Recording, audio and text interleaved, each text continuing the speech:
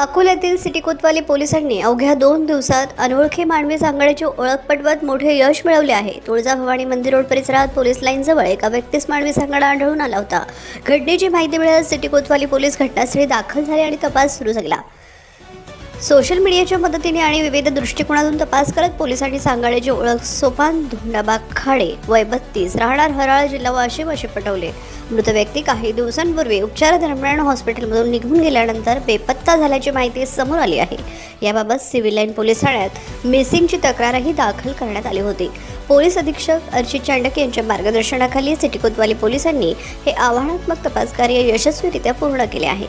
अंतर्गत अनिकेत या भागामध्ये दिनांक 5 मे 2026 चे जवळपास 11:30 ते 12च्या दरम्यान माहिती मिळाली की मानवी सांगाडा मिळून आलेला आहे। तात्काळ त्या अनुषंगाने प्रोडक्शन कोतवालीचा स्टाफ आम्ही स्वतः घटनास्थळी गेलो, मानवी सांगाड्याची पाहणी केली असता केवळ सांगाडा शिल्लक असून त्या ठिकाणी तात्काळ फॉरेन्सिक व्हॅन बोलवण्यात आली आणि संबंधित मानवी सांगाडा GMC येथे पुढील कारवाई करण्यास पाठवण्यात आला। दरम्यान संबंधित कोणत्या व्यक्तीचा सांगाडा होता याची तात्काळ शोध मोहीम पोस्टे कोतवालीच्या स्टाफ तर्फे करण्यात आली।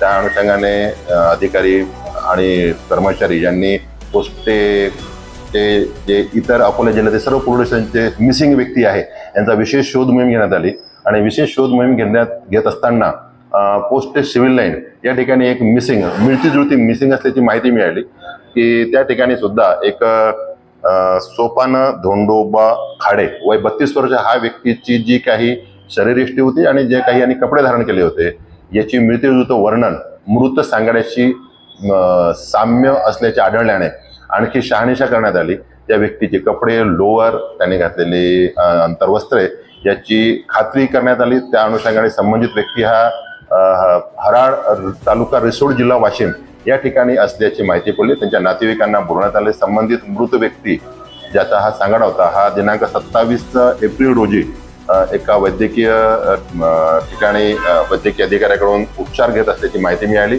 तिथूनच तो मिसिंग झाला आणि 27 एप्रिलला पोस्ट सिव्हिल लाईनमध्ये त्या व्यक्तीची मिसिंग दाखल होती।